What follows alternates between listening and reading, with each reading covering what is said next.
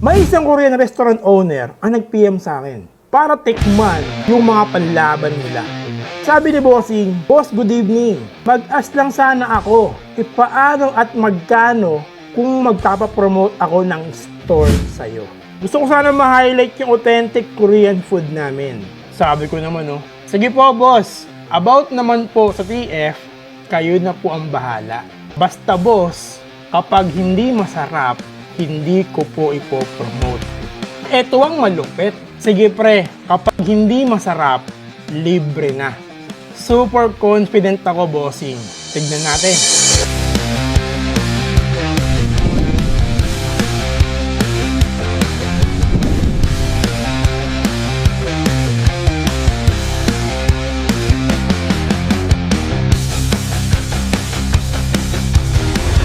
Tayo nandito sa Korean Foodie para tikman kung ano pa talaga yung pinaglalaban nila, pare.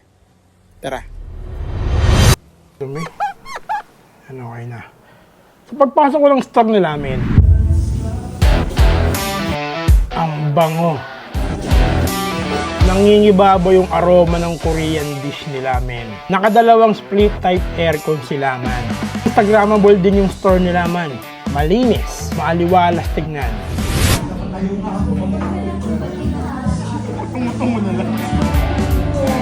At yung mga staff nila, sobrang polite lahat. Pero ang tanong, masarap ba?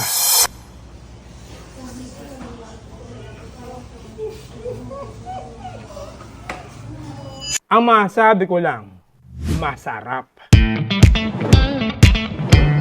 Inihain nila lahat sa amin, par. Halos lahat ng nasa menu nila. Kita mo yung bibimbap na kinakain ko kanina? Yung reaction ko, man, legit yun. Kilig-kilig ako, man, habang nananamnam ko yung sarap sa bibig ko. Bang iba sa mga bibimbap na natry ko. Authentic siya talaga. Well, halos lahat naman eh. Meron silang raboki. Men, sobrang sarap nito. Meron din silang creamy buldak ramen. Man, iba yung pagka-creamy nito. Sobrang lasa niya. Tapos yung texture, magugustuhan mo. Meron silang yangnyeom. At syempre, jjajangmyeon. Solid nito, man. At yung japchae, ay grabe. Marami nga rin silang rice meal. Merong beef bulgogi, kimchi fried rice. Kung favorite mo yung kimchi, para sa'yo yun. Yun ang tikman mo kapag pumunta ka. Meron din silang bulgogi fried rice. Creamy truffle tteokbokki.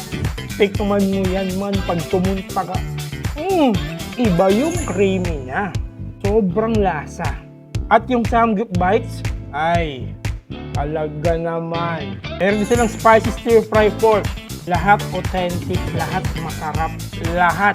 At kung trip mo rin yung mga mocktail, meron din sila. At sa lahat ng Korean store na napuntahan ko, sila lang yung affordable. Worth it yung price sa kakainin mo. Dahil yung lasa, yun talaga yung mangingibabaw, man. At sa kabila ng masarap na lasa ng Korean dish nila, men, meron din yung masarap na kwento. Si Korean Foodie, actually nag-search sa Banlig Kabuyaw. Sa simple pangarap ng kapatid ko, yung sumunod sa akin. Nag-inspire talaga sa amin, yung magulang namin, yung nanay namin, sa papa namin, mag-start ng business. So nag-start ako sa kimchi, tapos na-try namin sa mga relatives namin, and then nagustuhan nila, hinahanap nila. Tapos yun, doon na nag-start, nag-food panda kami, nag-grab. So nagre-diretso na, lalo na nag-pandemic. Sa pinagdaanan, sobrang dami, hindi ko na maisa-isa. Pero number one talaga minsan yung pondo eh. So minsan nagkakameron ng shortage, tapos yung mga stocks. Pero thankful din ako sa team ko na laging nandyan. Si Ate Aiza, si Lloyd, tsaka si Job.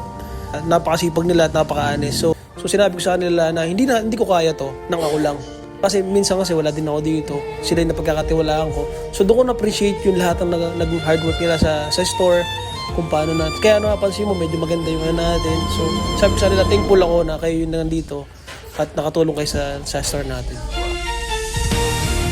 Kailangan ito yung pangarap mo, ito yung nasa puso mo. Ang nakita ko din na kailangan mahalin mo yung ginagawa mo. Kasi pag hindi mo sinamahan ng pagmamahal o saka ng hard work, saka ng consistency, hindi ka magka-success. Ang Korean Foodie ay located sa Ipil Street, Bukal, Calamba. Pinaka-landmark talaga namin is yung Letran. Harapan lang ng Let Garage, makikita doon agad yung Korean Foodie. So ang opening namin ay 10 a.m. to 10 p.m. Araw-araw wala kaming closing.